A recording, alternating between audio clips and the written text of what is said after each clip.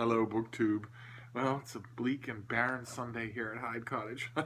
After a banner week books in the mail, I finally arrive on the one day when no books arrive, and that's rough as always. I admit I'm a pampered little puppy.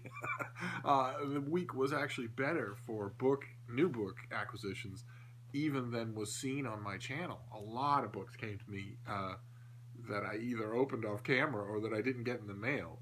So it was a huge week for books. So Sunday feels all the more quiescent. I'm not going to any used bookstores. I'm not going traveling, and I'm not getting any books in the mail. So, uh, as usual, I thought I would console myself with a tag, and I have not only a tag, but a tag classic of a type that is must see TV in the booktube world. It was made by Josh at the Literary Gladiators, and it's one of his foodie book tags, one of his epic foodie book tags. And this one is all about apples. In fact, more kinds of apples than I even knew existed. So I thought we'd jump right into them. There's quite a few here. We'll start with the number one is Granny Smith, of course, which is I think one of the only ones here I recognize. Which is an overbearingly sweet book or character, and I know that she's a favorite on BookTube. She's also a favorite everywhere else in the world, and she's a favorite of mine too. I want to stress, I love these books, but Anne of Avonlea can get a little bit much, don't you think? I mean, if we're going to use the words overbearingly sweet to describe a character, I think it would be fair to use them with her. I, I shouldn't. I absolutely love the books. I reread them regularly. They have a fanatical following, and they deserve it. It's just, occasionally she makes me yearn to spend a little time with Hannibal Lecter. Question number two, Fuji, a work about a mountain. And I know my answer to this one, I know it's predictable. I know that it was a mega bestseller. But every once in a while on this channel, I like to reassure you all that some of those books are well worth reading. A lot of times, especially, I mean, BookTube, we tend to be a very bookish group, and very bookish groups tend to be off the beaten path, and not only off the beaten path, they tend to distrust the beaten path, and I understand that. That's absolutely justified. But sometimes mega bestsellers are really good. Sometimes, every once in a while, you'll get one that's a mega bestseller because it's really good. So every once in a while, I want to stress that some of those are worth your time to read. And the one I have in mind, of course, is Into Thin Air by John Krakauer. His journalistic account of a doomed Everest expedition that went horrifically wrong. It easily can. Even now, even in today's hyper commercialized atmosphere for climbing Everest, where people can do it in quotes as an item on a checklist for 1 week, one item in 1 week, even now, mountains that size are totally unpredictable. Sometimes mountains much smaller than that Mount Washington is totally unpredictable, can be genuinely life-threateningly dangerous, even though on a clear spring day it seems like a jaunt of an afternoon. Everest, much more so. I've actually been up, not high on Everest, but well above the bottom, and I could feel it even then. I have no idea what it would be like to be up on what J.R.R. Tolkien's Gandalf refers to as the hard horn of the world, up there where in the killing zone, where there's no air, where there's no air pressure. I can't imagine what that would be like. But even on its skirts, Everest is unpredictable and dangerous, palpably malevolent. So the fact that a well-planned and well-funded expedition could go horribly wrong and end with a lot of people dead is totally predictable. And yet Krakauer, he does a great job of writing it up. So Into Thin Air, I can hardly recommend. Question number three is Red Delicious, a book that would be perfect if only judged by its cover. My answer to a couple of these are current books, just because it's the huge bulk of what I read. And my answer to this one is it's Dunbar by Edward St. Aubyn. This is his entry in the Hogarth Shakespeare series, and this is his adaptation of King Lear. And I just love the cover. I just think it's fantastic.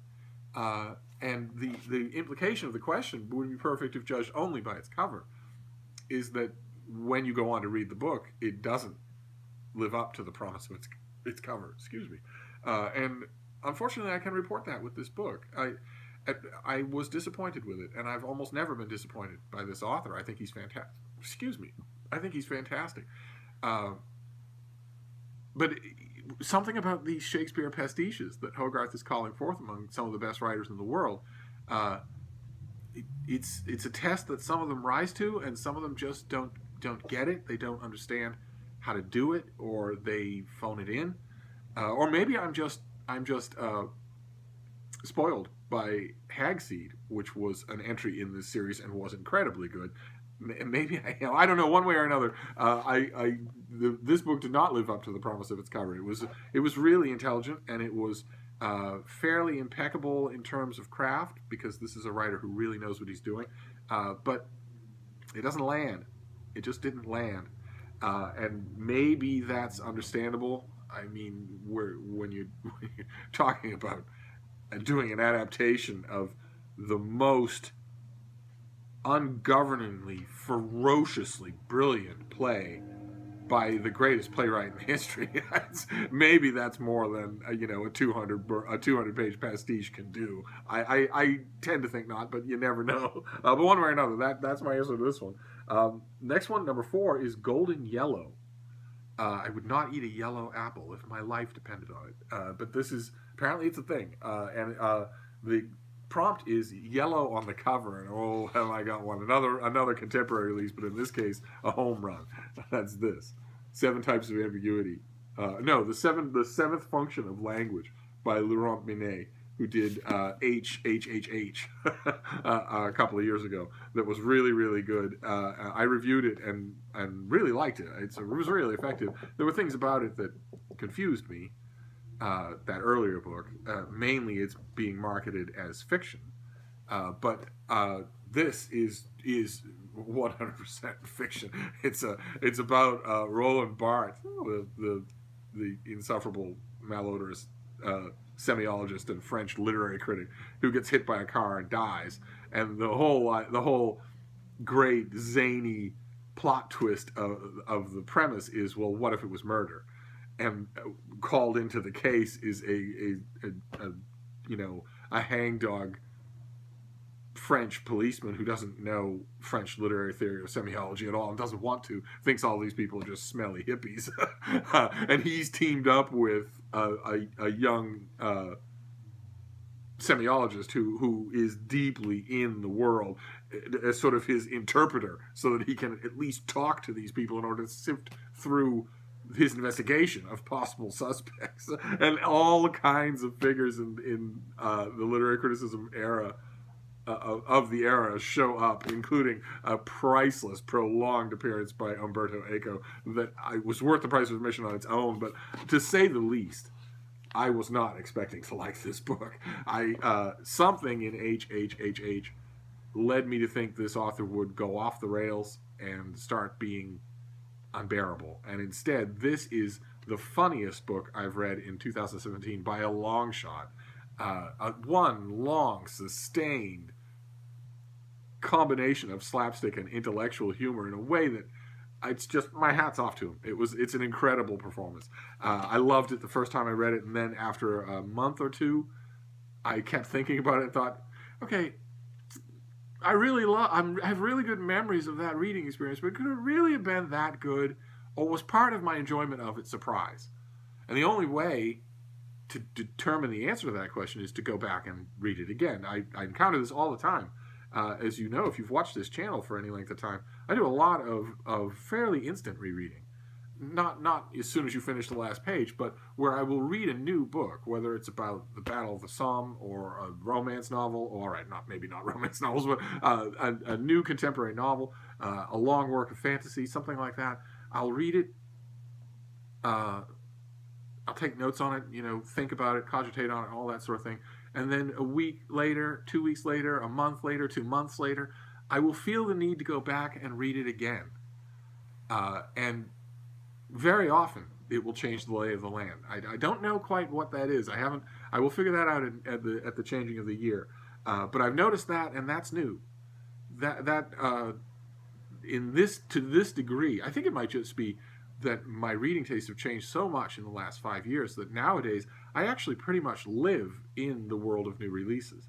They are not only what I read, but what I reread now, more and more. And that's, I don't know what to make of that. I'm not alarmed by it. When your reading tastes change, you can't be alarmed by it. You have to just, you can by all means examine it, but you have to go with it. Otherwise, you become a museum caretaker of old habits, and that's no good. That's no way to live. So I wasn't expecting to love this thing at all, and instead I loved it to pieces. And it's covered in yellow. So let's see here. Question number 5, Macintosh. I guess I've heard of a Macintosh. I have Apple products all over the house. A writer who's influenced your writing. There isn't one. I don't have any talent as a writer, so I'm immune to influence. Question number 6, Honeycrisp. Both parts of that word are grotesque when it comes to apples. A book you've read that's in great demand. There were 2 that came to mind. One is The Sparsholt Affair by Alan Hollinghurst, his new novel. And the other is The Book of Dust by Philip Pullman. Both of which I have read, but the Book of Dust I read in a non-transferable electronic galley that that may be preliminary. It was the best that the publicist could do for me at the moment. I haven't actually got an advanced copy, haven't actually got a finished copy. It's a fairly big deal as a book. And The Sparsholt Affair, I had to do a little bit of moving heaven and earth to get. I finally did, and I finally read it, and it's a perfect example of the kind of thing I know I'm going to revisit almost immediately to further appreciate the subtext and all of what was going on. My initial reading, I thought it was very good, very impressive. But they're both in demand because they're the hot books of the moment among a certain type of reader. They're huge chunks of readers who've never heard of either one of them. But in my circles of readers anyway, they're being talked about a lot. Let's see here. Number 7, Baldwin. A writer who needs recognition due to stunted acclaim. I don't know about stunted acclaim, but it's distant acclaim. It's a writer who, when people talk about the greats of science fiction, especially modern readers who are maybe under the age of 30, they don't even know about him, so they don't know to use his name. And you wouldn't. I don't think that I would have to fight to get him his props among BookTube's handful of dyed-in-the-wool science fiction and fantasy channels. I think all of those people have heard of him and read him, and I can't imagine that if you've read him, you don't love him. But a lot of appreciators of the genre have never heard of him, and I guess that counts as stunted acclaim. I'm talking about Cordwainer Smith. This is these old great. Who is this? Del Rey. These old Del Rey best of books. Those are all of a lot of his major characters walking along Alpha Boulevard.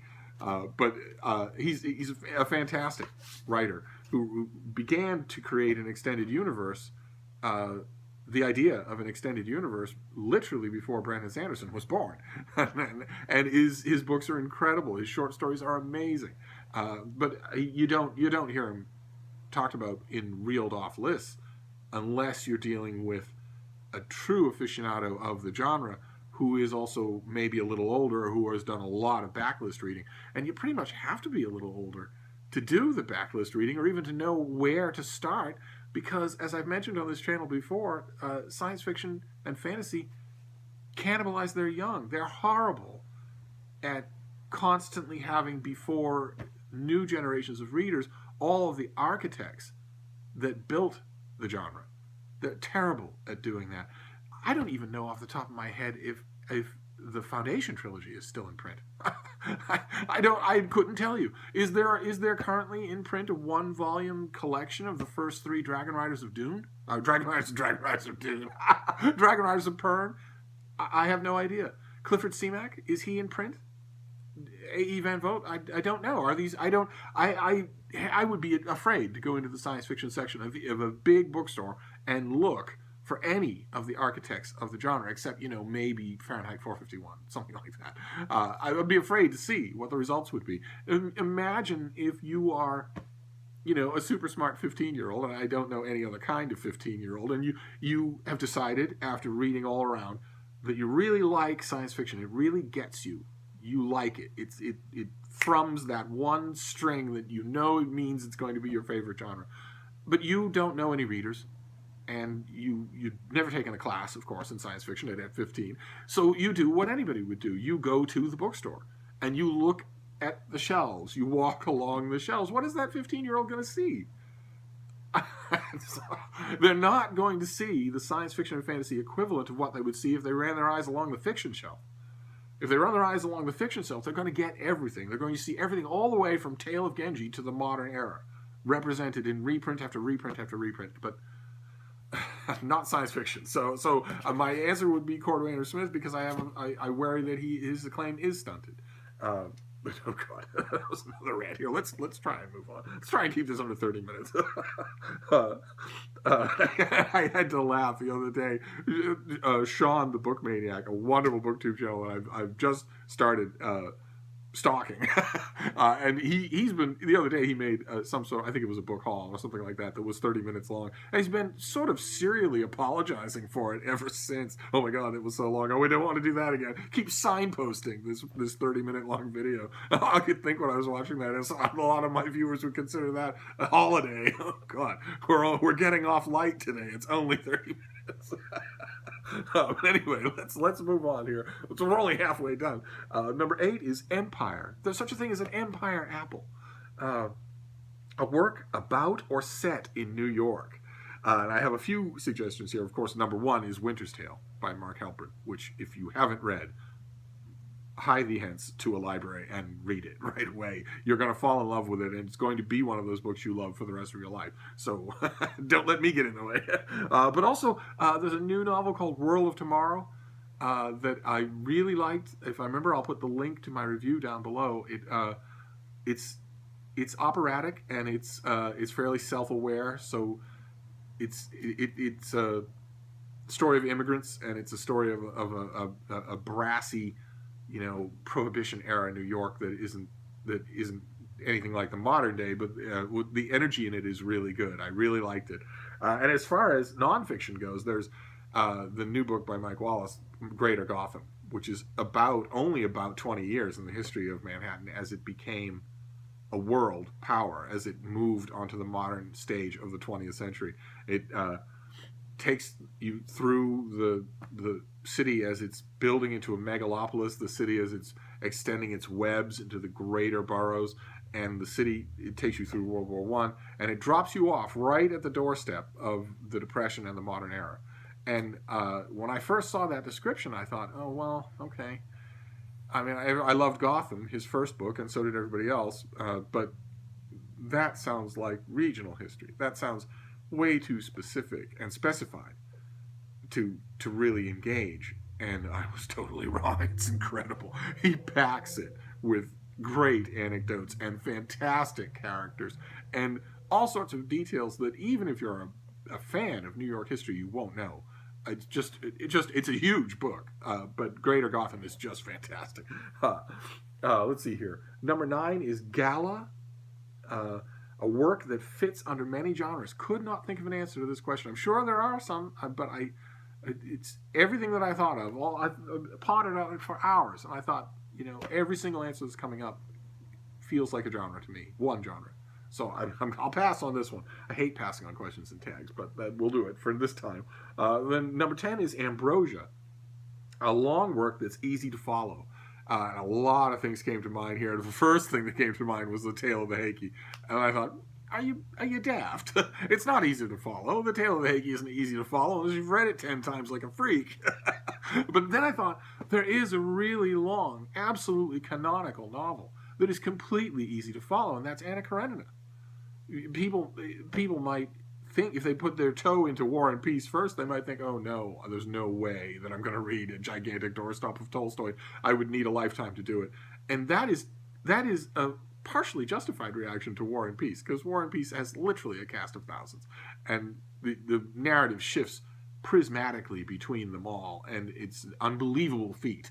But Anna Karenina is a concentrated story, and is completely easy to follow. It has mainly 3 characters, so no matter how long it is, you're never away from them. The focus is pretty much on the center story the whole time. So Anna Karenina definitely doubles as a recommendation. You could, if you haven't read it yet, you really should. But let's see here. Question number 11. Jazz. There's a jazz apple. A written work in or after 2010 that shows freshness and originality. I'm sure that because this is BookTube, that means a novel.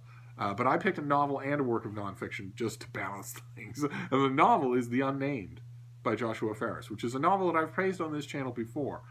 He wrote the much praised workplace comedy, Then We Came to the End, that I thought was, I didn't like it at all. I thought it was incredibly easy, just, basically transcribed tape recordings of workplace gripes that everybody has and that don't make a book without a plot.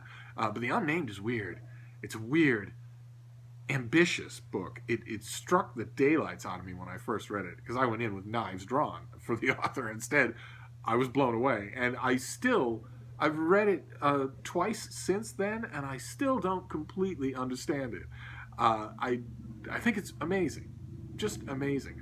And I recommended it on this channel before, but it's not a neat reading experience. You will wonder what it is you just read, and that always fascinates me when a young writer can do something like that. But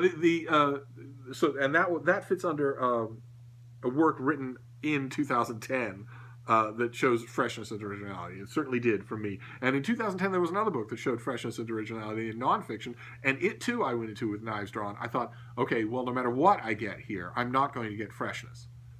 And that was Stacy Schiff's biography of Cleopatra, which is the 10,000th biography of Cleopatra to appear. And when I saw it on the listings, from the publisher listings, I thought, oh, come on. You can't think of anything else to write about? You're doing a biography of Cleopatra when it's been done a million times and there's no new information, and the information that we have would fit on one sheet of loose leaf paper? What on earth is this going to be other than a Wikipedia page with gas pumped into it? And as those of you who've read the book will know what I'm talking about here, I was totally wrong. It's an incredible work in terms of freshness, in terms of originality. It's just amazing on every page, and it serves forever from me as the example of the cautionary tale of taking that attitude in the first place. It isn't the subject matter at all. It's with a book, it's never the subject matter, especially in history, biography, and nonfiction. It's not the subject matter. The subject matter is totally irrelevant. It's the execution. That's all there is. If Stacy Schiff can come along and write a must-read, absolute drop-everything book about Cleopatra, one of the most written about characters in the world, then you shouldn't have that complacency about anything, which has stood me in good stead when, for instance, a new publishing list will come out and there'll be a new 1,000-page history of the Holocaust or Franklin Roosevelt, subjects that have been visited a million times. You look at something like that, my response before Cleopatra would have been much more strongly to say, oh, come on, write about something else, why don't you? Now, bring it on. Absolutely bring it on. And that's great, because there was just recently a big fat book called The Final Solution that was great. And just in a few weeks, Robert Dallek's enormous new biography of FDR comes out, and it was incredible. It's an amazing book. So perfect examples of, for me, to never be that kind of complacent. That is wrong completely. Because if God forbid that attitude were to make you skip a book, look what you might be skipping. You might be skipping Stacy Schiff's Cleopatra. Anyway, let's see here. We are gradually crawling towards the end. Don't worry, book 2. Let's see here. Question number 12. Mutsu. Mutsu apple. Yeah, that's what I'm going to do. I'm going to go into the grocery store in Southie and say, I want a Mutsu apple. I got your Mutsu apple right here. A big book you indulged. In terms of, I'm going to take the question at face value here. If you say indulged in the sense of, all right, well, you're huge and I don't quite like the look of you, but I'm going to indulge you anyway just to see if you have something to tell me. Well, some of you will have seen me. Some of you have seen this book on this channel before. It's the Mystery Doc, Mystery Doc, which is a 1,200-page book. I won't say novel. It's by Matthew Macintosh. It is an Apple name, and it's one of these postmodern monstrosities that is you're supposed to be awed by its cleverness. So there'll be a word on one page, all the rest of it blank, or there'll be a word and then redacted blocks of black and then a couple more words, or there'll be an anagram, and then there'll be a page of text, and then there'll be another page of text, and then there'll be another page of text with a big hole in the middle with a space, and all sorts of orthographic shenanigans like that. I have almost no patience for that sort of thing anyway. Books aren't video games. They aren't dopamine hits. If you're going to them for that, then just, read Cormac McCarthy and get it over with. But don't, the genre itself of the big fat novel doesn't need you to rescue it. It's doing fine on its own. Thanks just the same. But even so, I indulged the book. I didn't like the look of it. I didn't like the waste of it. But I thought, okay, even so, there might be something here. I've had that happen. So there might be something here. I've had stylistic and orthographic for weirdness work for me. Paul Kingsnorth, The Beast, is a perfect example, or A Far Tortuga by Peter Matthiessen. Books that are weird, books that reinvent the wheel, and they worked. So I indulged this one, and I wish I hadn't. Oh my.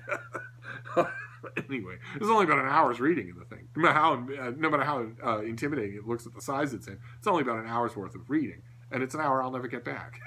So, that's a book I indulge. I will continue to indulge books. I almost swore off when I was done with that piece of poop. I almost said, well, enough of this. If it gives you that kind of a vibe at the beginning, don't bother. Don't waste your time. But that's, again, wrong. Because if I do that, if I adopt that attitude, then I will miss things. I will miss things that I would end up otherwise loving. So it's a case-by-case basis, just the next thing on the pile, the next thing off that tower. Clear your mind and read it. And then judge it. And then when it's done, take the next thing off. No matter what you might think it is on the surface. Even that BuzzFeed grammar guide. Because the kids have an acronym for it. It's FOMO, fear of missing out. Well, there's a book equivalent of FOMO, and I am definitely suffering from it. So I will do it. I will dig in out of fear that I would otherwise miss great things. But anyway. Question number 13 is, what is your favorite apple? And since I thought before this that there was only one, green. Is that the Granny Smith? The green one. The one where you bite into it and it's a gush of delicious juice. And the thing itself is delicious. A Granny Smith apple will do just fine. I don't need any Mutsus, thanks. And number 14 is apple tree. Who do you tag? And the first group of people I wanted to tag are the missing. The Legion of the Lost. Steve Partridge. Jason Purcell, the retired book nerd. These people are out there. I know they're not dead. Social media would tell me if they were dead. It'd be nice if they made a video again. But in terms of the active tagging, I've got a list here that just off the top of my head. There's Jennifer at Insert Literary Pun here. I'd love to hear your Apple answer. There's Sue at Sue's Book Nook. Elisa, Paper Bits. Richardson Reads, of course. Curtis Books and Film, and Lukash, if they can pry themselves away from Shakespeare, the precious Shakespeare. Rachel Morrow. I was very happy to see a video from Rachel Morrow. She's, as those of you who watch her channel will know, her cat Leia died and ripped her life apart. As I know perfectly well, that kind of a loss rips your life apart. And she just recently made a video, and, more power to her, because that's the only way to do it.